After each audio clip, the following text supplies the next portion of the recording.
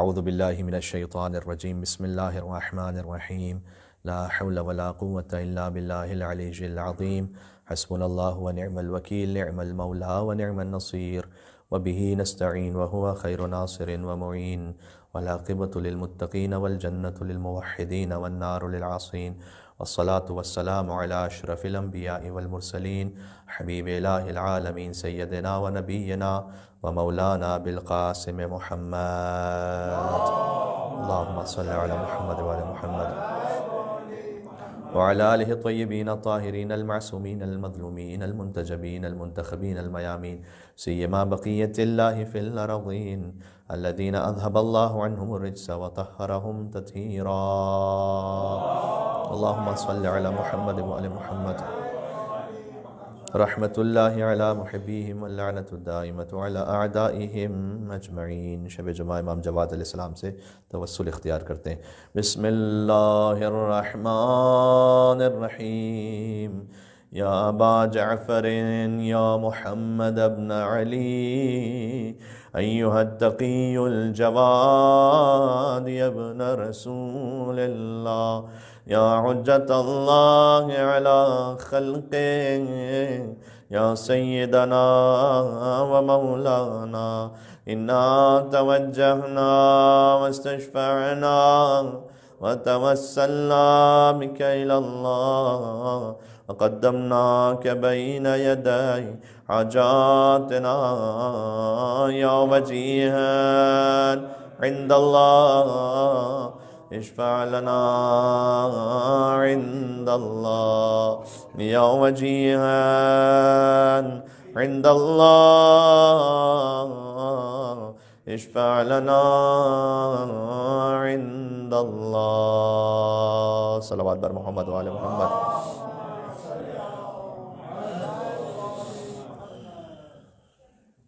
جشن ولادت ہے ان امام ہمام کا کہ جو تقی بھی ہیں اور جواد بھی۔ تقی وہ کہ تقوی جن کی ذات میں سمایا ہوا ہے، جواد وہ کہ جو بغیر استحقاق کی بھی عطا کرنے والے ہیں۔ سخی وہ ہوتا ہے کہ جو استحقاق دیکھ کر عطا کرے، جواد بغیر استحقاق کی بھی عطا کرتا ہے۔ اسی لیے اللہ سبحانہ وتعالیٰ کے ناموں میں سخی نہیں بلکہ جواد ہے۔ انکا جواد کریم دعا افتتاح میں بھی ہے کہ پروردگار تو جواد ہے اور کریم ہے۔ اللہ تعالیٰ اگر استحقاق دیکھ کے عطا کرے تو ہم میں سے کوئی ڈیزرونگ ہے ہی نہیں کہ اللہ سے کچھ لے سکے، لہٰذا اللہ نے جو کچھ بھی عطا کیا ہے وہ اپنے فضل و کرم سے عطا فرمایا ہے، لہٰذا اللہ جواد ہے۔ تو خدائے جواد کے نمائندے ہیں امام جواد علیہ السلام، وہ امام کے جو ان ائمہ میں شامل ہیں کہ جو کمسن ترین ائمہ ہیں۔ امام جواد علیہ السلام کا زمانہ امامت شروع ہو چکا ہے جب وہ 8 برس کے سن میں ہیں۔ ان کے بعد امام علی نقی علیہ السلام 7 برس کے سن میں ہیں، ان کا دوران امامت شروع ہو گیا۔ حضرت حجت امام زمانہ بقیت اللہ العظم روحی وارواح العالمین لتراب مقتم الفدا اللہم صل علی محمد وعلی محمد، ان کا زمانہ امامت 5 برس کے سن میں شروع ہوا۔ تو اس حوالے سے میں آگے ہو سکا تو عرض بھی کروں گا کہ امتحان بھی تھا اس زمانے کے شیعوں کے لیے، کیونکہ امام محمد تقی علیہ السلام وہ پہلے امام ہے کہ جو کم سن ترین امام ہے۔ اس سے پہلے یہ صورتحال شیعوں کو کبھی پیش نہیں آئی تھی۔ امام رضا علیہ السلام جب 35 برس کے سن میں تھے تب ان کا دوران امامت شروع ہوا تھا۔ تو شیعوں کے لیے پہلی مرتبہ یہ تھا کہ ایک وہ شخصیت کے جو بظاہر سن بلوغت سے بھی کم ہے انہیں امام ماننا ہے، تو یہ کیسے پاسبل ہوگا؟ اور آپس میں شیعوں کے درمیان اس حوالے سے کچھ اختلاف بھی رہا، کچھ تنازعات بھی کھڑے ہوئے، اور اس کو کیسے حل کیا گیا۔ اگر ہو سکا تو میں جشن میں آپ کی خدمت میں عرض کرتا ہوں۔ لیکن دیکھیں اس کے لیے ایک تو قرآنی دلائل ہیں، وہ بارہا آپ کے سامنے بیان ہو چکے ہیں کہ حضرت عیسیٰ علیہ السلام جب آغوش مادر میں ہوں تو فرمائیں کہ انی عبداللہ آتانی الکتاب وجعلنی نبیّا، میں اللہ کا بندہ ہوں، اس نے مجھے کتاب عطا کی اور مجھے نبی بنایا ہے۔ وآتیناہ الحکم صبیّا، حضرت یحییٰ علیہ السلام کے لیے اللہ سبحانہ وتعالیٰ نے قرآن میں کہا کہ ہم نے بچپن میں یحییٰ کو حکمت اور نبوت عطا کی۔ تو حضرت عیسیٰ علیہ السلام کو گہوارے میں نبوت عطا ہوئی، حضرت یحییٰ علیہ السلام کو بچپن میں حکمت و نبوت عطا ہوئی۔ تو یہ الہی عہدے کے لیے اللہ عز و جل نے پہلے ہی قرآن میں ایک اصول بیان کیا ہوا ہے، وہ تو ایک دلیل ہے ہی۔ لیکن اگر آج کے ماڈرن زمانے میں کوئی جوان یہ پوچھنا چاہے کہ 5 برس کے سن میں ایک بچہ کیسے امام ہو سکتا ہے، اس میں کیسے اتنا علم ہو سکتا ہے، تو اس کا سادہ سا جواب اگر میں آپ کی خدمت میں پیش کر سکوں، یہ وہ چیز کہ جو ہر ایک جانتا ہے اور اسے ہر ایک استعمال کرتا ہے، یہ یو ایس بی ہے۔ یہ یو ایس بی جو ہے وہ 1/3 سینٹی میٹر ہے۔ اس کو آپ ایک پی سی سے کنیکٹ کر دیجیے تو چند لمحوں میں یہ لاکھوں صفحات اپنے اندر جذب کر لے گا، جبکہ یہ جماد ہے، نان لیونگ تھنگ ہے، اس میں عقل و شعور نہیں ہے، انسان کی بنائی ہوئی ہے۔ دو جمادات دونوں انسان کے بنائے ہوئے، دونوں بذات خود عقل و شعور نہیں رکھتے، چند لمحوں میں ایک لیپ ٹاپ سے آپ لاکھوں صفحات اس میں منتقل کر سکتے ہیں۔ تو جب انسان یہ کام کر سکتا ہے تو کیا اللہ سبحانہ و تعالیٰ کی قدرت میں نہیں ہے کہ جو علم امیر المومنین ہے وہ اللہ ایک 5 سال کے بچے میں منتقل کر دے؟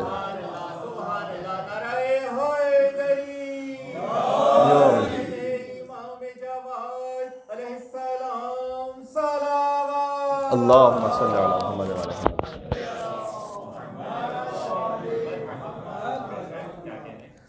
تو کیا اللہ سبحانہ و تعالیٰ کی قدرت میں یہ نہیں ہے کہ وہ جو علم امام جعفر صادق علیہ السلام ہے 65 برس کے سن میں، وہ امام محمد تقی علیہ السلام میں منتقل ہو جائے جبکہ وہ گہوارے میں ہے؟ بلکہ اس سے پہلے جب لوگوں کے ذہن میں ڈاؤٹ آنا شروع ہوا اور امام رضا علیہ السلام سے انہوں نے پوچھنا شروع کیا کہ آپ اگر قضاء الہی سے رخصت ہو جائیں تو آپ کے بعد امام کون ہے، کیونکہ امام رضا علیہ السلام 47 ایئرس کے ہو چکے تھے اور انہیں اب تک اولاد نہیں تھی، تو لوگ انہیں ابتر کا طعنہ دیا کرتے تھے۔ اور جیسے رسول اللہ کو ابتر کے طعنے کے جواب میں اللہ سبحانہ و تعالیٰ نے بی بی فاطمہ عطا فرمائی، ویسے امام رضا علیہ السلام کو اس ابتر کے طعنے کے جواب میں امام جواد علیہ السلام عطا ہوئے۔ تو جب امام جواد علیہ السلام فقط 3 برس کے سن میں تھے تو اس وقت لوگ سوال کرتے تھے امام رضا علیہ السلام سے کہ آپ کے بعد امر امامت کن کے پاس ہے؟ تو امام گود میں ہوتے تھے امام جواد علیہ السلام، تو امام رضا فرماتے تھے کہ میرے اس فرزند کے پاس ہے امر امامت۔ تو لوگ تعجب میں جب آتے تھے تو امام جواد علیہ السلام نے ایک سے زیادہ موقعوں پر یہ ارشاد فرمایا کہ تم اس وقت 3 برس کی بات کر رہے ہو، ان الامام یسمع صوت فی بطن امہ، کہ امام تو اس وقت بھی تمہاری آواز کو سنتا ہے کہ جب وہ شکم مادر میں ہو، اور جب امام کی ولادت ہوتی ہے تو اس کے 4 مہینے کے بعد اس کی داہنے بازو پر یہ آیت کندہ ہوتی ہے کہ وتمت کلمۃ ربک صدقا وعدلا لا مبدل لکلماتہ، یہ سورہ انعام کی آیت ہے کہ اللہ کا کلمہ صداقت اور عدالت کے ساتھ مکمل ہو گیا، تمام ہو گیا۔ یعنی اب یہ جو 3 برس کے تم دیکھ رہے ہو امام جواد کو، یہ مکمل اور تام امام ہے، کوئی کمی نہیں ہے ان میں۔ تمت کلمۃ ربک صدقا وعدلا، صداقت اور عدالت کے ساتھ اللہ کا کلمہ مکمل ہے۔ لا مبدل لکلماتہ، تو یاد رکھو کہ اللہ کے کلمات میں کوئی تبدیلی واقع نہیں ہو سکتی، کوئی ایکسچینج نہیں ہو سکتا ہے کہ بھئی یہ 3 برس کے سن میں ہے تو ہم تھوڑا سا ایکسچینج کر لیں اور بعد میں انہیں امام مان لیں گے، چونکہ یہ واقعات امام جواد علیہ السلام کے زمانے میں پیش آئے تھے، اس لیے میں یہ جملے کہہ رہا ہوں اور میں اشارہ کروں گا بعد میں آگے جا کر۔ تو وتمت کلمۃ ربک صدقا وعدلا، پھر امام جواد علیہ السلام نے اپنا پیرہن نیچے کیا اور اپنے بازو مبارک پر یہ لکھی ہوئی آیت دکھلائی کہ دیکھ لو یہ آیت وتمت کلمۃ ربک صدقا وعدلا، یہ اللہ سبحانہ و تعالیٰ کی جانب سے امام کے شانے پر کندہ ہوتی ہے یہ آیت، یہ امام کی کرامات میں سے کرامت ہے۔ سبحان اللہ۔ ایک مل کے صلوات بھیجیے گا یا محمد و آل محمد پر، اللہم صلی علی محمد و آل محمد۔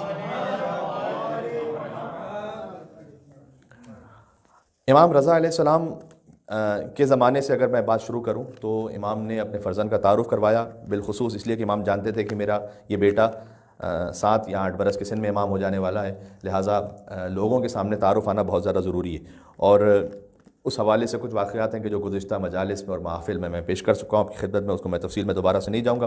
ایک چیز اور ہے، ایک میں نے یو ایس بی کی مثال دی آپ کو کہ جب ہم ایک چھوٹی سی یو ایس بی میں یہ ایکسپیکٹ کر سکتے ہیں کہ وہ کچھ جو کہ لیپ ٹاپ میں ہے وہ چھوٹی سی یو ایس بی میں آ جائے چند لمحوں میں، تو اللہ سبحانہ و تعالیٰ کی قدرت میں یہ کیوں نہیں ہے؟ ایک میں نے سادہ سی مثال دی تاکہ آج کا جوان سمجھ سکے۔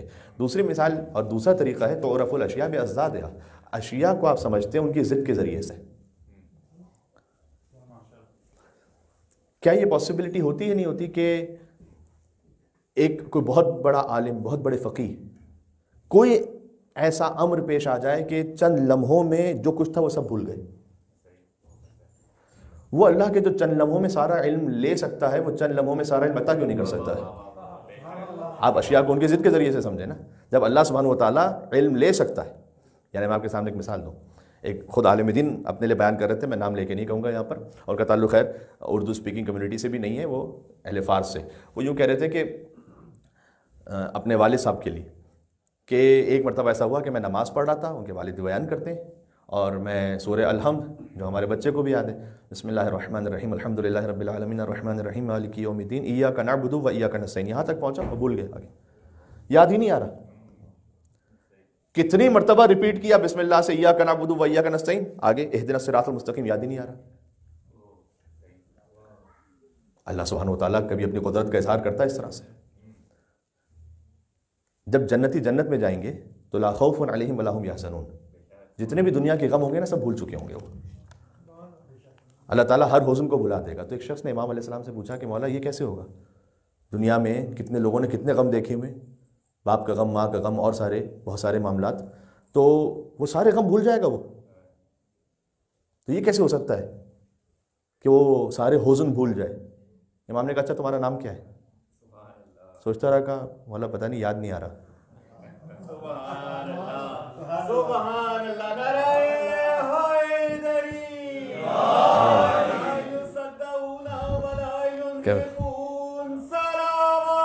اللہم صلی علی محمد و علی محمد۔ امام نے کہا کہ وہ اللہ کہ جو تمہیں اپنی قدرت سے تمہارا نام بھی بھلوا سکتا ہے، وہ اللہ تم سے غم اور حزن کو نہیں بھلوا سکتا ہے کیا؟ اللہ سبحانہ وتعالیٰ کی قدرت میں تو تعرف الاشیاء بازدادہا، وہ اللہ کے جو کچھ لے سکتا ہے وہ عطا بھی کر سکتا ہے انہیں چند لمحوں میں، تو یہ اللہ سبحانہ وتعالیٰ کی قدرت پر ہے۔ میں اسے آگے بات کو تھوڑا سا اور بڑھاتا ہوں۔ امام رضا علیہ السلام نے ایک مرتبہ خط لکھا تھا امام جواد علیہ السلام کو۔ خط کی ضرورت اس لیے پیش آئی کہ امام رضا علیہ السلام ہجرت فرما چکے تھے مدینہ سے خراسان، اور جب امام رضا نے ہجرت فرمائی ہے تو امام رضا علیہ السلام کی ہجرت کے دوران امام محمد تقی علیہ السلام 5 برس کے سن میں تھے۔ 195 ہجری میں امام جواد کی ولادت ہے کہ جن کا جشن آج آپ منا رہے ہیں یہاں پر، 10 رجب المرجب 195 ہجری۔ امام علیہ السلام نے، امام رضا علیہ السلام نے جو ہجرت فرمائی وہ سن 200 ہجری میں تھی۔ 203 ہجری میں امام رضا علیہ السلام کی شہادت ہو گئی، تو امام رضا علیہ السلام 3 برس ایران میں رہے۔ تو اب جو مکالمہ ہوتا تھا ظاہری اعتبار سے، علم امامت سے تو سب کچھ ممکن ہے، وہ ہے خطوط کے ذریعے۔ ایک بڑا لطیف خط لکھا امام رضا علیہ السلام نے اپنے فرزند امام محمد تقی علیہ السلام کو۔ دیکھیے یاد رکھیے گا ابھی دوران امامت امام محمد تقی علیہ السلام شروع نہیں ہوا، اس لیے کہ امام رضا علیہ السلام کی حیات کا زمانہ ہے۔ فرمایا کہ بلغنی ان الموالی اذا رکبت اخرجوک من الباب الصغیر، اے میرے بیٹے جواد، مجھے یہ خبر پہنچی ہے کہ جب آپ کے چاہنے والے آپ کو مسجد میں لے کر آتے ہیں، اب امام جواد علیہ السلام 5 برس کے سن میں، تو ظاہر میں جیسے ایک بچہ آ رہا ہے تو شیعہ ساتھ میں جمع ہے، کہ جب آپ کو وہ مسجد میں لے کر آتے ہیں تو ایک خصوصی چھوٹے دروازے سے لے کر آتے ہیں، جو مسجد کا صدر دروازہ ہے، وہاں سے امام جواد کو وہ نہیں لے کر آتے تھے جہاں لوگوں کا اصل رش اور ہجوم ہوتا تھا۔ اپنے اعتبار سے ایک خاص پروٹوکول کہ ہم ایک الگ سے دروازے سے لے کر آئیں گے تاکہ لوگوں سے ملاقات نہ ہونے پائے زیادہ، اور اس کی ایک وجہ تھی، اس کی وجہ تھی فَإِنَّمَا ذَلِكَ مِن بُخْلٍ مِّنْهُمْ، انہیں یہ خوف تھا کہ امام جواد جب آئیں گے عام دروازے سے تو لوگوں کا ہجوم ہوگا اور بھیڑ میں بہت سارے لوگ سوال کرنا یعنی مانگنا شروع کر دیں گے۔ تو یہ اپنے بخل کی وجہ سے امام رضا نے باقاعدہ جملہ ارشاد فرمایا، من کا نہیں کا، منہم کا، آپ کا بخل نہیں ہے، یہ ان کا بخل ہے۔ یہ اپنے دل میں تنگی رکھتے ہیں کہ کیا ہر ایک کو امام عطا کرتے رہتے ہیں، اس لیے یہ آپ کو ایک خاص دروازے سے لے کر آتے ہیں تاکہ لوگوں سے آپ کی ملاقات نہ ہونے پائے۔ اللہ اکبر، لِأَلَّا يَنَالْ مِنْكَ أَحَدٌ خَيْرًا، تاکہ آپ کی جانب سے کوئی خیر نہ دیکھ پائے، یہاں خیر سے مراد ہے انفاق۔ امام رضا نے فرمایا وَأَسْأَلُكَ بِحَقِّ، اے بیٹا جواد میں آپ کو اپنے حق کا واسطہ دے کر یہ سوال کرتا ہوں، عَلَيْكَ لَا يَكُنْ مَدْخَلُكَ وَمَخْرَجُكَ إِلَّا مِنَ الْبَابِ الْكَبِيرِ، آئیے گا جائیے گا ہمیشہ اس صدر دروازے سے۔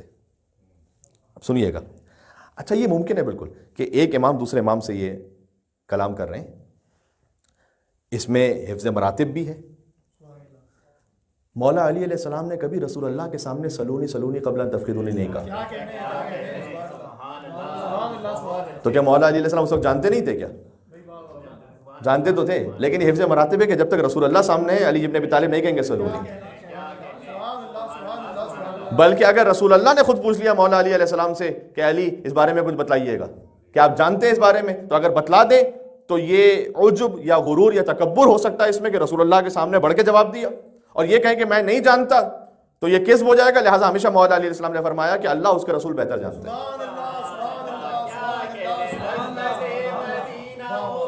یہ ادب سمجھ میں آ رہا ہے آپ کو؟ اللہم صلی علی محمد وعلی محمد.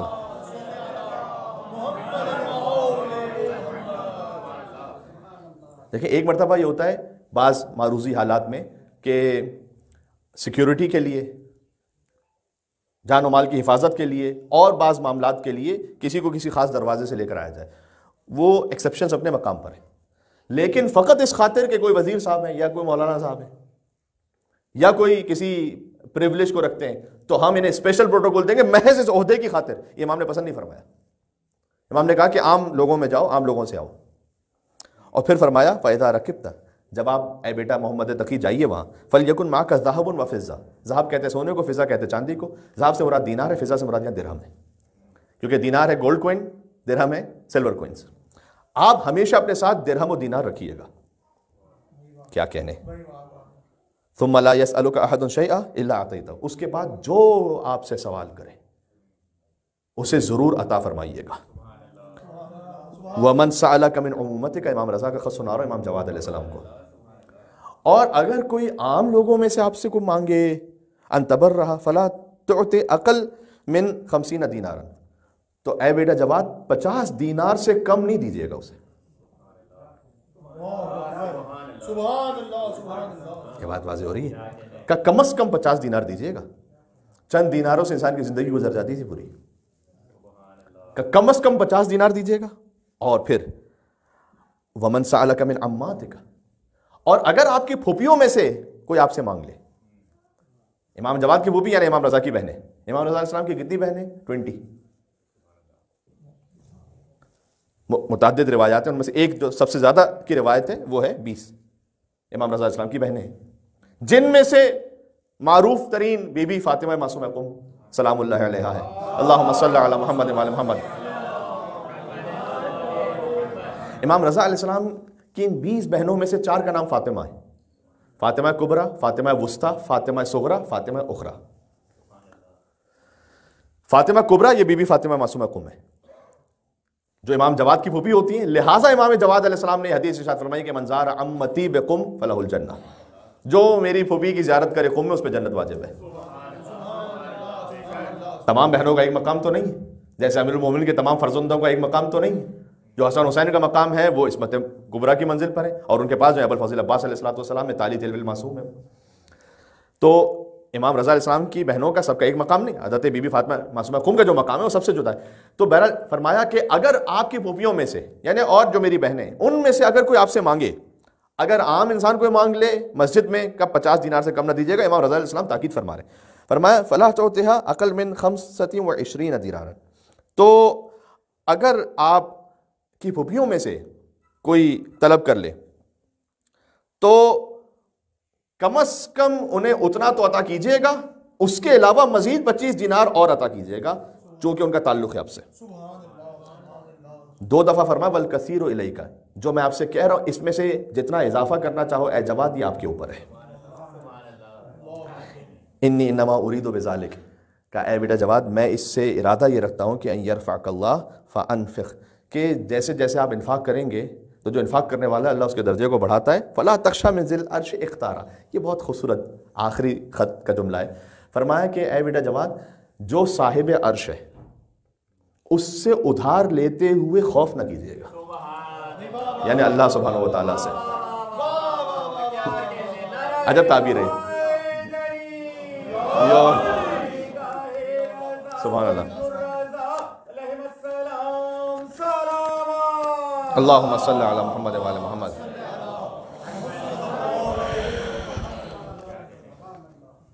ہمارے محترم بھائی نے بارگاہ امام رضا اور ابن الرضا میں صلوات بھیجوائی، تو یہ بالکل مناسب اس لیے کہ ابن الرضا امام جواد علیہ السلام کی کنیتوں اور القاب میں سے ایک لقب ہے. تو آپ کہیں گے تو بہت واضح سی بات ہے، لیکن نہیں. امام جعفر صادق کو باقاعدہ ابن الباقر کہہ کے نہیں مخاطب کیا گیا، جبکہ وہ ہیں فرزند امام محمد باقر. امام موسیٰ کاظم کو باقاعدہ ابن جعفر کہہ کے مخاطب نہیں کیا گیا، لیکن امام محمد تقی علیہ السلام کو ابن الرضا کہہ کے مخاطب کیا گیا. اس کی وجہ وہی کہ جو میں پیش کر چکا ہوں کہ چونکہ امام رضا علیہ السلام کو ابتر کا تانا دیا جاتا تھا، لہٰذا امام جواد نے پسند کیا کہ مجھے رضا کا بیٹا کہہ کے مخاطب کرو. اور ان کے بعد کے تمام ائمہ نے اپنے آپ کو ابن الرضا کہلوایا، یعنی امام محمد تقی علیہ السلام نے بھی اور امام نقی علیہ السلام نے بھی، امام حسن عسکری علیہ السلام نے بھی اپنے آپ کو ابن الرضا کہلوانا پسند کرتے تھے. لہٰذا ایک بزرگ عالم انہوں نے لکھا ہے کہ بعید نہیں کہ حضرت حجت بھی اس بات پر راضی ہو کہ آپ انہیں ابن الرضا کہہ کے مخاطب کریں. یا حضرت امام زمانہ کو یبن زہرا کہیں یا یبن رضا کہیں. بات واضح؟ سبحان اللہ. بزرگ علماء اہل سنت نے ائمہ علیہ السلام کے بارے میں جب لکھا ہے تو انہوں نے امام سمجھتے ہوئے تو نہیں لکھا، لیکن بہت بڑا عالم، بہت بڑے فقیہ، تو لہٰذا چاہے وہ امام جعفر صادق علیہ السلام ہو، چاہے امام رضا علیہ السلام ہو، امام جواد علیہ السلام ہو، آپ کو کثرت کے ساتھ ملے گا علماء اہل سنت جو مورخین ہیں، بڑے بڑے مورخین، طبری ہے اور دوسرے افراد ہیں، اعلم و زمانی، اپنے زمانے کے سب سے بڑے عالم، یہ لفظ کثرت سے ملے گا. میں ایک سوال کرنا چاہتا ہوں، اعلم و زمانی، اعلم و زمانی، افقہ زمانی، اپنے زمانے کے سب سے بڑے فقیہ، اپنے زمانے کے سب سے بڑے عالم. تو اگر آپ یہ قبول کرتے ہیں کہ اپنے زمانے کے سب سے بڑے عالم ہیں تو ذرا ان کے استاد کے نام تو لکھیے. شاگردوں کے نام تو آپ نے لکھے ہوئے ہیں، اساتذہ کے نام کہاں ہیں یہاں پر؟ تو آپ کو کہیں پر کسی کتاب میں ان کے اساتذہ کے نام نہیں ملیں گے. امام ابو حنیفہ کے استادوں کے نام مل جائیں گے، امام جعفر صادق علیہ السلام، وہ چاہے پھر امام شافعی ہوں، امام احمد بن حنبل ہوں، امام مالک ہوں، سب کے بلا واسطہ استاد امام جعفر صادق علیہ السلام ہے. تو ان ائمہ کے دو استاد مل جائیں گے. تو امام جعفر صادق کا کوئی استاد کیوں نہیں لکھا آپ نے؟ یا امام تقی علیہ السلام کا کوئی استاد کیوں نہیں لکھا؟ یہ فرق ہے علم کسبی اور علم لدنی میں. بات واضح؟ ایک لفظ آپ نے بہت مرتبہ سنا، علم لدنی. میں چاہتا ہوں کہ امام جواد علیہ السلام کی جشن کی برکت سے تھوڑا سا اسے بھی کھولوں. کیا مطلب ہے اس کا؟ علم لدنی کیا مطلب ہے اس کا؟ بار بار ہم سنتے ہیں مولا کے پاس علم لدنی ہے. علم کسبی وہ ہوتا ہے جسے آپ نے کسب کیا، حاصل کیا. لدنی وہ ہوتا ہے کہ جو انسان کے وجود کا حصہ ہے. یہ جو لدنی کا لفظ ہے آیا کہاں سے؟ یہ قرآن سے آیا ہے.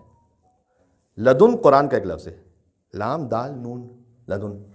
مثال کے طور پر سورہ ہود کی پہلی آیت جہاں سے سورہ شروع ہوتا ہے، الف لام را کتاب احکمت آیاتہ، یہ وہ کتاب ہے کہ جس کی آیتیں محکم ہیں. ثم فصلت من لدن حکیم خبیر.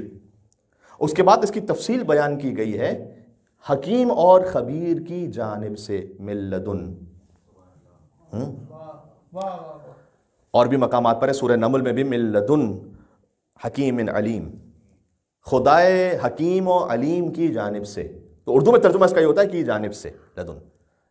اچھا، عند کا ترجمہ بھی یہی ہوتا ہے، من عند اللہ، اللہ کی جانب سے، عین نون دال. صحیح؟ تو یہ دونوں بظاہر مترادف ہیں. عربی زبان میں عند کا لفظ اور لدن کا لفظ یہ دونوں مترادف ہیں، لیکن فرق ہے.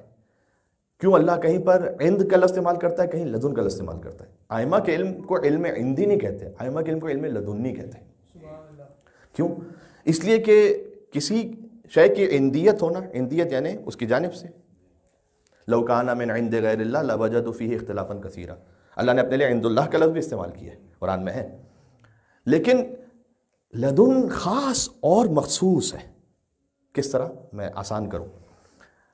آپ عربی زبان میں یہ تو کہہ سکتے ہیں کہ عندی ابل، میرے پاس ایک اونٹ ہے. وہ اونٹ آپ کے ساتھ ہے، یہاں پر ہے؟ نہیں. کسی کا اس کے گھر پر اونٹ بندھا ہوا ہے، باہر اونٹ بندھا ہوا ہے، کہیں صحرا میں، عندی ابل، میرے پاس ایک اونٹ ہے. ہاں، لدن ابل نہیں کہہ سکتے. لدن وہ شے ہوتی ہے کہ جو آپ کی ذات کا حصہ ہے. سبحان اللہ سبحان اللہ سبحان اللہ. یہ بات سمجھ میں آ رہی ہے؟ یہ میں قرآن کے تھوڑی سی گہرائیاں آپ کے سامنے تھوڑا سا اشتیاق کے ساتھ پیش کرنے لگا ہوں تاکہ ہم تھوڑا سا اور اپنے درجے کو اور معرفت کو بڑھاتے جائیں. تو یہاں ائمہ کا علم علم عندی نہیں ہے کہ علم کہیں اور ہے اور امام کہیں اور ہے. علم لدنی ہے وہ علم کے جو امام کے اپنے وجود کا حصہ ہے، گوشت و خون میں مخلوط ہے. اس کی بالکل مثال ویسی ہے کہ یا علی الایمان مخالط لحمک و دمک کما خالط لحمی و دمی. اے علی، ایمان آپ کے گوشت و خون میں سے مخلوط اور مکس ہو گیا ہے کہ جیسے میرے گوشت و خون میں مخلوط ہو گیا. یہ رسول اللہ نے ارشاد فرمایا تھا. ہاں،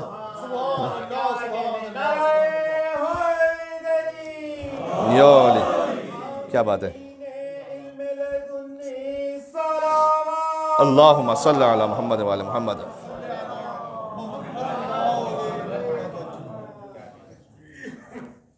یہ وہ علم ہوتا ہے کہ جو مولا علی نے کہا کہ مجھے رسول اللہ نے علم کے 1000 باب سکھلائے اور میں نے ہر باب سے 1000 باب کو نکالا.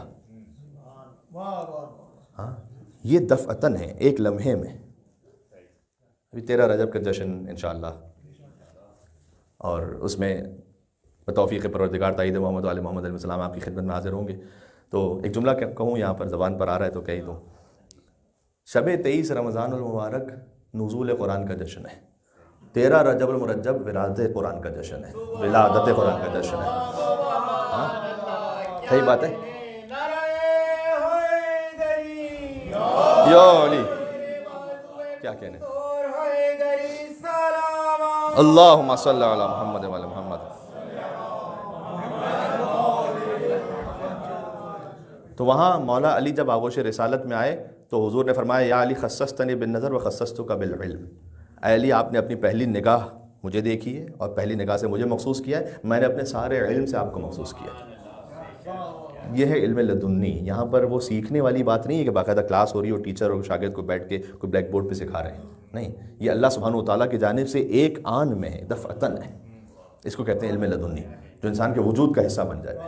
لہٰذا امیر المومنین کہتے ہیں کہ یا رسول اللہ حکم دیجئے تو میں توریت سناؤں یا انجیل سناؤں یا زبور سناؤں یا قرآن سناؤں۔ یہ علم لدنی کی کیفیت ہے کہ ایک وہ بچہ کہ جو 3 دن کا ہے بظاہر، وہ تمام آسمانی کتابوں کا علم رکھتا ہے۔ کیا کہنے، ایک مثال اس کی اور میں قرآن میں دوں آپ کی خدمت میں تاکہ اور تھوڑا سا کہہ رہا ہے۔ سورہ کہف کی آیت نمبر 65 ہے جہاں حضرت موسیٰ اور حضرت خضر کا واقعہ جب شروع ہو رہا ہے فوجد عبدا من عبادنا، اچھا یہ وہ آیت ہے کہ جس میں عند کا لفظ بھی ہے اور لدن کا لفظ بھی ہے۔ بڑی موقع پر اللہ سبحانہ وتعالیٰ نے کہاں کون سا لفظ استعمال کیا ہے؟ من عبادنا آتیناہ رحمتا من عندنا۔ حضرت خضر علیہ السلام کی بات ہو رہی ہے کہ موسیٰ کی ملاقات ہوئی ہمارے ایک بندے سے، آتیناہ رحمتا من عندنا، کہ ہم نے رحمت عطا کی تھی اپنی جانب سے۔ یہاں عند کا لفظ ہے اس لیے کہ اللہ کی رحمت عام ہے، اللہ نے خالی خضر کو رحمت نہیں عطا کی بھی، سب کو رحمت عطا کی بھی، صحیح نا؟ وَعَلَّمْنَا مِن لَدُنَّا عِلْمًا، لیکن علم اپنے لدن سے عطا کیا ہے، چونکہ خضر علیہ السلام کا علم غیب پر ہے کہ جو موسیٰ کے استاد ہیں، لہذا وہ علم خاص ہے۔ تو رحمت اللہ کی عام ہے لیکن علم خاص ہے، لہذا رحمت کے لیے عندیت کا لفظ استعمال ہوا ہے اور علم کے لیے لدنی کا لفظ استعمال ہوا ہے۔ یہ ہے امام جواد علیہ السلام کا علم۔ اب ذرا غور فرمائیے گا کہ امام جواد علیہ السلام 7 برس کے سن میں ہیں، امام رضا علیہ السلام کی شہادت ہو گئی ہے، اور ایران سے خبر آئی ہے مدینہ کہ علی ابن موسیٰ رضا کی شہادت ہو گئی، تو لوگ سوگواری کے لیے جمع ہیں امام رضا علیہ السلام کے گھر پر۔ بات کو زیادہ طولانی نہیں کروں گا، ایک اہم نقطہ جو پیش کرنا چاہتا ہوں۔ تو امام علیہ السلام مثلاً اس گھر میں اس وقت موجود ہے ریان ابن سلد بھی ہیں، صفوان بن یحییٰ بھی ہیں، محمد ابن حکیم بھی ہیں، عبد الرحمن بن الحجاج بھی ہیں، یونس ابن عبد الرحمن بھی، یہ امام کے صحابی ہیں، یہ سب جمع یہاں پر۔ اور لکھا ہوا ہے کہ اور امام رضا علیہ السلام کے اصحاب کے اور چاہنے والوں کی ایک جماعت اور بھی جمع ہے، گریہ ہو رہا ہے۔ یونس ابن عبد الرحمن کھڑے ہوئے، انہوں نے کہا کہ گریہ تو کرو لیکن پہلے یہ تو سوچو اور یہ فیصلہ تو کرو کہ آگے امام کون ہے۔ اور یونس ابن عبد الرحمن نے کہا کہ یہ جو 7 برس کے سن میں ایک طفل ہیں، انہیں امام تو مانتا ہوں میں، لیکن جب تک کہ یہ کچھ بالغ ہو جائیں اور ایک سن کو پہنچ جائیں اس وقت تک کوئی قائم مقام رکھ دو جن کے پیچھے جماعت پڑھ سکیں ہم، جن کو وجوہات شریعہ دے سکیں۔ ابھی یونس ابن عبد الرحمن یہ بات کہہ رہے ہیں کہ ریان ابن سلد کھڑے ہوئے غصے میں۔ اچھا میں جو روایت پڑھ رہا ہوں اس میں الفاظ ذرا سخت ہیں، لیکن اسے سمجھ میں آتا ہے کہ ائمہ علیہ السلام کے اصحاب کا امامت کے بارے میں موقف کتنا سخت اور واضح تھا، جو ان کے واقعاً قریبی چاہنے والے تھے۔ ریان ابن سلد کھڑے ہوئے، وضع یدہ فی حلقی، وہ کہتے ہیں بھئی امامت کے بارے میں اتنا زیادہ ایکسٹریم پہ چلے جاتے ہیں لوگ۔ اب یہ ریان ابن سلد، یونس ابن عبد الرحمن جو خود ایک اور صحابی امام رضا کے، لیکن چونکہ یہ جملہ کا کہ 7 سال کے بچے کا ایک قائم مقام رکھ دو، بعد میں پھر ہم ان کی اقتدا کریں گے، جب تک کہ یہ بالغ ہو جائیں اس وقت تک کسی کے پیچھے جماعت پڑھتے ہیں۔ ریان ابن سلد کھڑے ہوئے، وضع یدہ فی حلقی، ایک دم گریبان سے پکڑا، دیوار پہ مارا، ولم یزل یلتمہ، تھپڑ پہ تھپڑ، تھپڑ پہ تھپڑ۔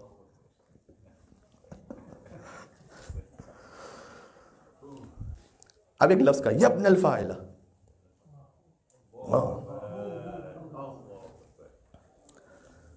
میں ترجمہ کیا کروں اس کا ممبر سے، ہاں اے فلانی کے بیٹے، بس اتنا کہوں گا،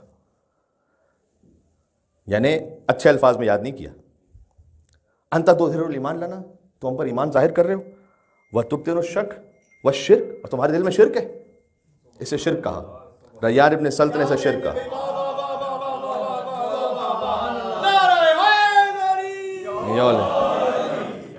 مطلب شک و شرک ہے کہ تم یہ سمجھ رہے ہو کہ یہ 7 سال کا بچہ کیسے امام ہوگا؟ اچھا یہ لم یزل یلتمہ، تماچے میں تماچے، کیا سمجھ کے رکھا ہوا ہے کہ تم ہمارے سامنے ایمان ظاہر کرتے ہو، دل میں شرک اور شک لگا کے بیٹھے ہو۔ پھر ایک قانون دیا، دیکھیں ریان بن سلد بہت عظیم ہستی ہے، کہ ان کان امرہ من اللہ عز وجل، اگر یہ امر امامت اللہ کی طرف سے ہے فلو انہ کان ابن یوم واحد، تو چاہے ایک دن کا بچہ ہی کیوں نہ ہو، اللہ کی طرف سے اگر ہے تو کیا بات ہے.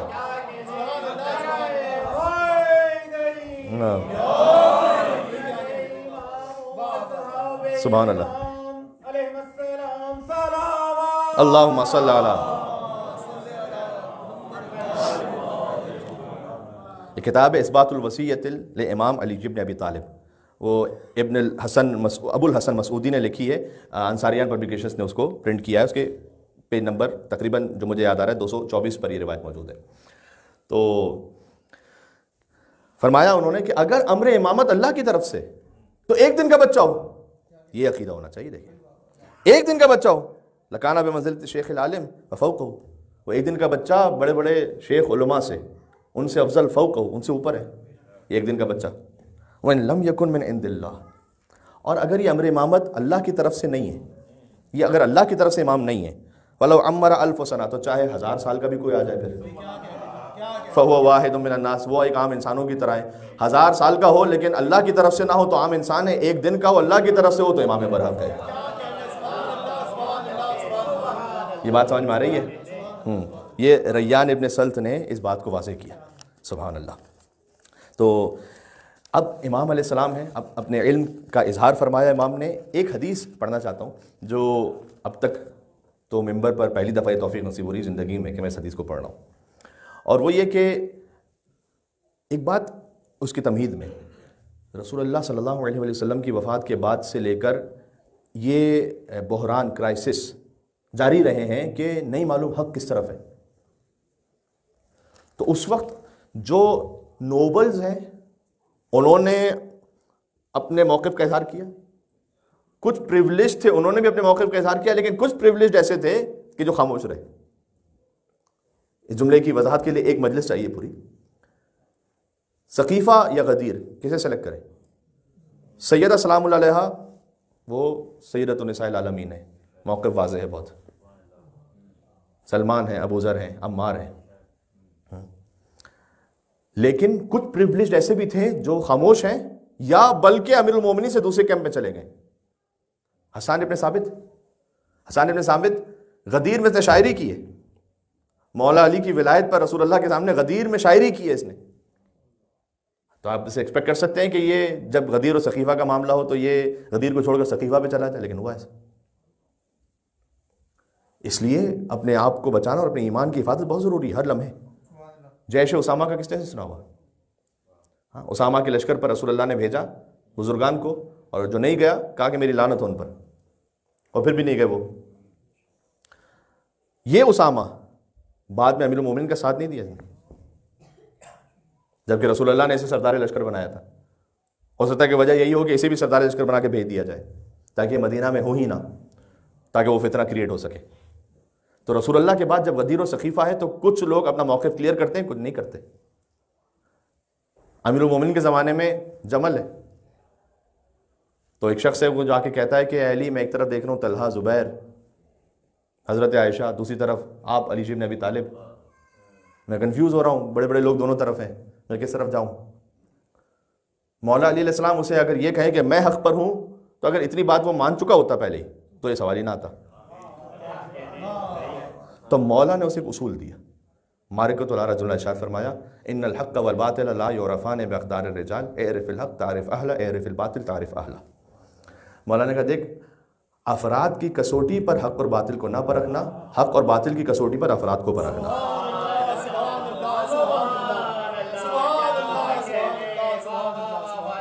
کتنا جملہ یہ پہنچا مجھے نہیں معلوم،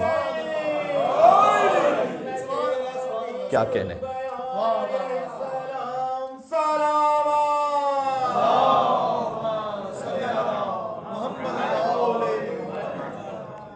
طلحہ اور زبیر جیسے صحابی ایک طرف ہیں تو علی وہ کیسے باطل پر ہو سکتے ہیں؟ مولانا نے کہا افراد کی کسوٹی پر حق کو باطل نہیں دیکھنا، حق اور باطل کی کسوٹی پر افراد کو دیکھنا.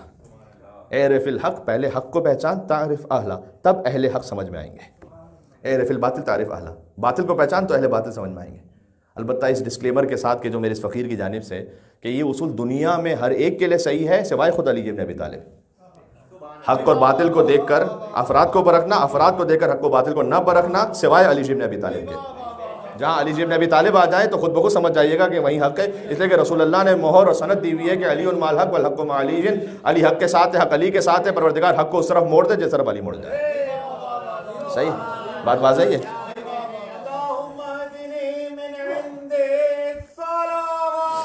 اللہم صلی علی محمد و علی محمد۔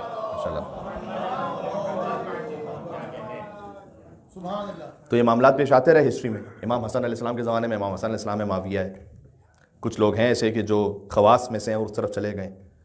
مولا حسین علیہ السلام کے زمانے حسینیت اور یزیدیت کا معاملہ ہے۔ قاضی شرح ایک پریولیج شخصیت ہے لیکن امام حسین علیہ السلام کے ساتھ نہیں ہے۔ ہاں کچھ وہ تھے، میں بنی ہاشم کی اس وقت بات نہیں کر رہا، میں تو ان برجستہ لوگوں کی بات کر رہا ہوں۔ ابھی اپنے مظاہر وہ امام حسین علیہ السلام کی جانب بہت واضح طور پر ہے۔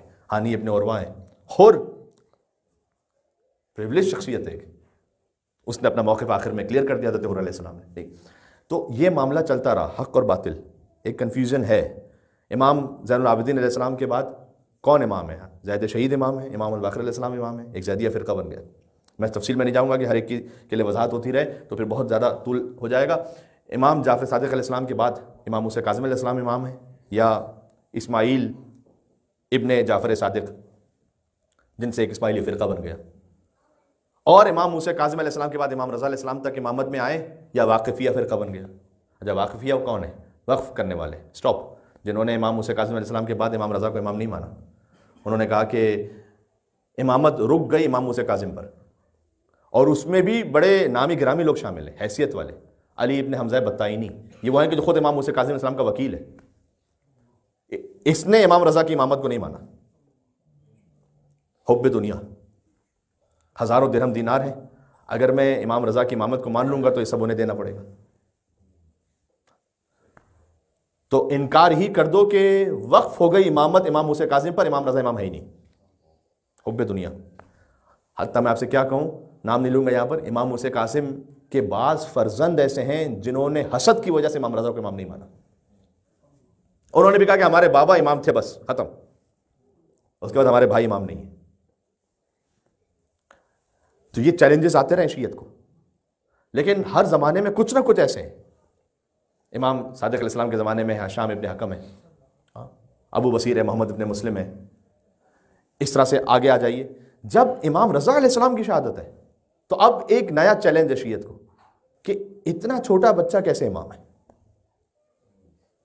اور یہاں پر ہیں ریان ابن سل جیسے لوگ، اور ان میں سے ایک ہیں، یہ ساری تمہید کے بعد میں کہہ رہا ہوں، ان میں سے ایک ہیں جنہوں نے اپنے موقف کو واضح کیا امامت کے سلسلے میں تاکہ ہدایت مل سکے لوگوں کو، حضرت سید عبدالعظیم حسنی،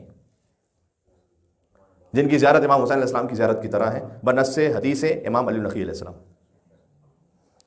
عبدالعظیم حسنی کا مقام فقط امام زادہ ہونے کی وجہ سے نہیں، وہ چوتھی پشت میں امام زادے ہیں، تو 4 نسلوں بعد جو امام زادہ ہے، تو ایسے بہت سارے امام زادے تھے، لیکن عبدالعظیم حسنی کا مقام ہے فقیہ ہونے کی وجہ سے، اہل بیت علیہ السلام کی ولایت پر پابند ہونے کی وجہ سے، کہ امام یہ فرمائیں کہ مرحبا بک یا ابو القاسم، ابو القاسم ان کی کنیت ہے کہ درود ہو تم پر اے ابو القاسم، انت ولینا حقا، تم ہمارے برحق ولی ہو۔ علی ابن مہزیار ہیں اہواز میں، جنہوں نے اپنے اس سلسلے کو واضح کیا امام جواد علیہ السلام کے زمانے میں۔ اہواز میں مسلسل ارتھ کوئکس آ رہے تھے، تو علی ابن مہزیار نے اس وقت اپنے لوگوں سے کہا تھا کہ اللہ تعالیٰ کا ایک نظام ہوتا ہے، وہ کسی مصائب میں اس لیے مبتلا کرتا ہے کہ پھر وہاں سے کوئی ہدایت کا راستہ کھلتا ہے۔ تو علی ابن مہزیار نے خط لکھا امام تقی علیہ السلام کو کہ فرزند رسول یہاں پر مسلسل زلزلے آ رہے ہیں، تو آپ کچھ مدد فرمائیے۔ تو امام علیہ السلام نے جواب دیا کہ اے علی ابن مہزیار، وینسڈے، تھرسڈے، فرائیڈے روزہ رکھو، اور اس کے بعد صحرا میں نکل جاؤ، ایک خاص قسم کی نماز پڑھو، نماز سکھلائی کہ زلزلے رک جائیں گے۔ اور پھر اس وقت علی ابن مہزیار نے کہا اپنے اہل محلہ کو اور اپنے اہل علاقہ کو کہ دیکھو حجت خدا امام برحق کون ہے۔ ابو القاسم یعنی سید عبدالعظیم حسنی یہ آتے ہیں امام محمد تقی علیہ السلام کے پاس۔ میں نے کہا روایت میں پڑھ رہا ہوں آپ کے سامنے، وقت بہت مختصر سا رہ گیا ہے، تقریباً چند لمحے باقی ہیں۔ یہ روایت اس لیے مجھے بڑی پسند بھی ہے، لطیف بھی ہے روایت یہ، کہ اس میں ایک خاص حوالے سے سید عبدالعظیم حسنی آتے ہیں امام جواد علیہ السلام کے پاس، آ کے کہتے ہیں کہ اے مولا امام محمد تقی، میں نے آپ کے جد امیر المومنین علی بن ابی طالب کو تو نہیں دیکھا، تو ان کی کچھ باتیں تو مجھے ارشاد فرمائیے گا۔ آپ سے یا مجھ سے کوئی پوچھے کہ آپ اپنے 5ویں جد کے بارے میں کچھ ارشاد فرمائیے، ہمیں تو نام بھی نہیں معلوم.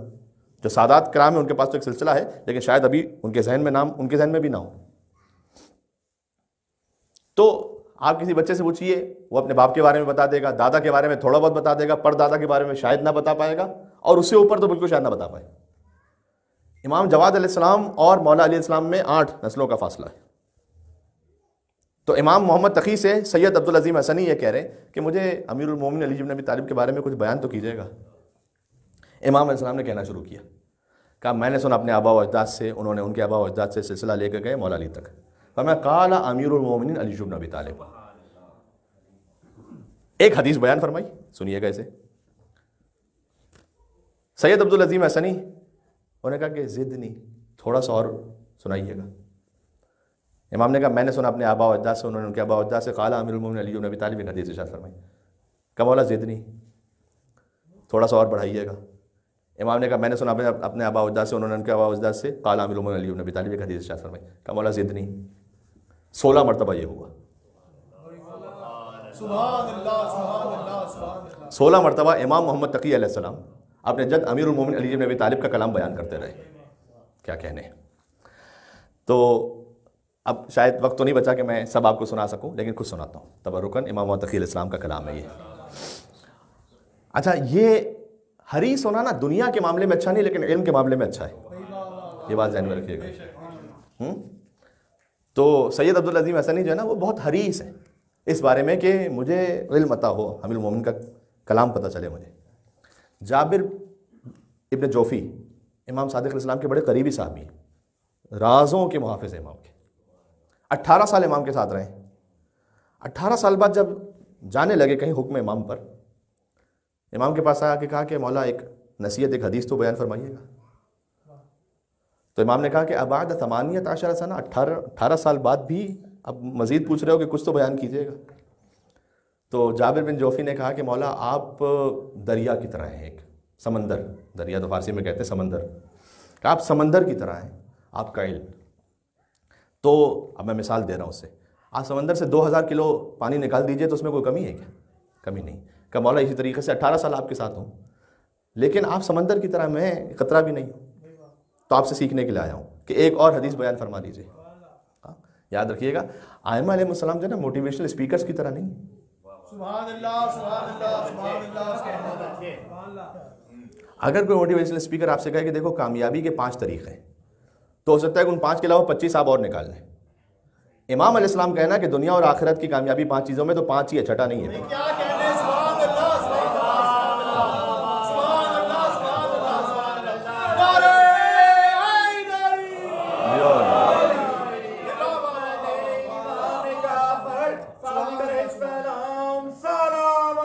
اللہم صلی علی محمد و علی محمد.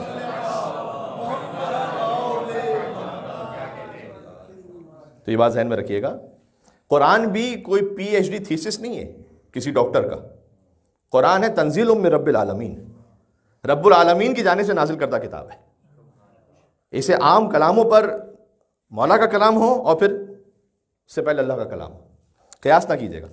تو سید عبدالعظیم حسنی نے کہا کہ مولا کچھ بیان فرمائیے گا اپنے جد مولا علی علیہ السلام سے. امام نے بیان کرنا شروع کیا. میں سلیکٹیو کچھ پڑھ دیتا ہوں. 16 مرتبہ سید عبدالعظیم حسنی نے زدنی کا، امام نے 16 جملے بیان فرمائے. آخر میں کہا حسبی، بس مولا میرے لیے کافی ہے اب اتنا. جو اس وقت کا ظرف تھا ان کا وہ پورا ہو گیا. تو ظاہر ہے اب ہر انسان کی، ہر غیر معصوم کی ایک حد ہے. امام نے کہا کہ میرے جد امیر المومنین، یہ امیر المومنین کے لفظ بھی امام نے 16 مرتبہ کہا، بار بار امیر المومنین امیر المومنین امیر المومنین، میرے جد امیر المومنین، میرے جد امیر المومنین. لو تکاشفتم ما تدافنتم. امام نے کہا کہ اگر، کہتے ہیں کہ میرے جد علی نے یہ فرمایا علیہ السلام کہ اگر تمہیں ایک دوسرے کے عیب اللہ کھول دینا تمہارے سامنے، ما تدافنتم، تو تم ایک دوسرے کو دفن بھی نہیں کرو گے. یہ اللہ سبحانہ و تعالیٰ کا کرم ہے کہ وہ ستار اور عیوب ہے، عیوب کو چھپا کے رکھتا ہے. اللہ اکبر. پھر میں اردو پہ اکتفا کرتا ہوں زیادہ تر. فرمایا کہ میرے جد امیر المومنین علی علیہ السلام نے یہ فرمایا ہے کہ تم مال سے لوگوں کے دلوں میں اپنی محبت نہیں پیدا کر سکتے ہو. ہاں، فسعوا بطلاقۃ الوجہ وحسن اللقاء. تو چہرے کو شاداب رکھو، ملاقات کو اچھا رکھو حسن اخلاق کے ساتھ. کیا آداب معاشرت ہے. پھر فرمایا زدنی، تھوڑا سا اور اضافہ کیجیے. فرمایا من عتب علی الزمان طالت معتبتہ. میرے جد مولا علی امیر المومنین نے یہ ارشاد فرمایا کہ جو زمانے کو برا کہتا رہے گا اس کی مصیبت کبھی ختم ہی نہیں ہوگی. ہاں یہ برا ہے، وہ برا ہے، میرے ساتھ ایسا ہوا، میرے ساتھ ویسا ہوا، وہ کبھی آگے بڑھ ہی نہیں سکتا. دیکھیں میں کیا کہہ رہا ہوں، آج آپ کو یہ باتیں بڑے اچھے الفاظ میں اور بڑے اچھے ہیڈ لائنز کے ساتھ ملتی ہیں، ہے نا، ہزاروں ڈالرز لے کر. میں بار بار وہ لفظ نہیں کہنا چاہتا، بہرحال اسپیکرز آتے ہیں، بیان کرتے ہیں. آئمہ علیہ السلام نے جو 1400 سال پہلے چونکہ فری میں ملا ہوا ہے اس لیے قدر نہیں ہے. پھر امام سے عبدالعظیم حسنی کا مولا تھوڑا سا اور اضافہ کیجیے. مولا نے کہا امیر المومنین علی علیہ السلام نے فرمایا کہ مجالست الاشرار تورث سوء الظن بالاخیار. اگر تم اشرار کے ساتھ، شر والوں کے ساتھ بیٹھو گے تو جو اچھے ہیں نا ان کے بارے میں بھی بالآخر سوء ظن آ جائے گا تمہارے دماغ میں. ان کے ساتھ نہیں بیٹھو. کتنا پریکٹیکل ہے. ہاں وہ پتہ نہیں کیا کیا کچھ کہیں گے تم سے ان اچھوں کے بارے میں بھی کہ ان کے لیے بھی تمہارے دماغ میں سوء ظن آ جائے گا. تو لہٰذا ان کی محفل چھوڑ دو. ہاں اس کے بعد سید عبدالعظیم حسنی نے کہا تھوڑا سا اور اضافہ کیجیے. مولا نے کہا میرے مولا امیر المومنین علی ابن طالب علیہ السلام نے ارشاد فرمایا قیمت کل امرئ ما یحسن. ہر انسان کی قیمت، بس وقت ہو گیا اب میں ختم کر رہا ہوں. ہر انسان کی قیمت کا میرے جد علی نے فرمایا تھا ہر انسان کی قیمت اتنی ہے جتنا وہ احسان کرتا ہے دوسروں پر.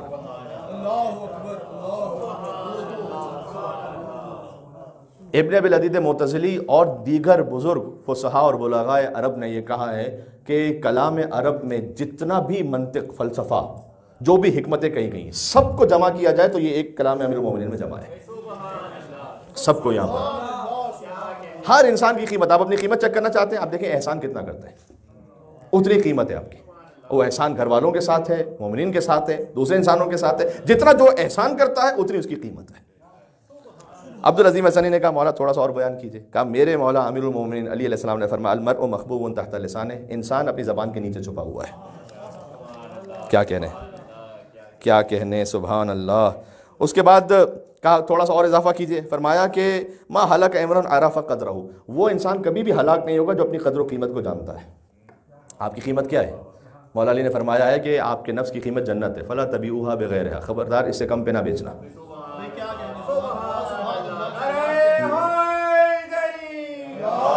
یو علی نام و نمود کی خاطر بیچ دیا اپنے آپ کو، بہت سستے بک گئے. کسی پوسٹ کی خاطر بیچ دیا، بڑے سستے بک گئے. تعلق کی خاطر بیچ دیا، سستے بک گئے. مولا نے کہا تمہارے نفس کی قیمت جنت ہے. بس میں بات یہاں پر تبرکن کچھ پیش کر دیا، میں بات کو سمیٹ رہا ہوں کہ یہاں علماء نے لکھا کہ علی بن ابی طالب کا کلام اتنا گہرا ہے. یہاں پر فرمایا تمہارے نفس کی قیمت جنت ہے. ابھی روح کی نہیں بتائی امام نے. ہاں نفس کی قیمت جنت ہے، روح کی قیمت وہ رضائے پروردگار ہے جو جنت سے بڑھ کر ہے. بات واضح ہے. یہ سب کچھ کہاں سے حاصل ہوگا عزیزوں؟ یہ سب کچھ ہدایت، نورانیت، معنویت حاصل ہوگی اس خانوادے سے، امام جواد علیہ السلام. لہٰذا اگر دیکھیں امام جواد متقی نہیں ہے، تقی ہے وہ.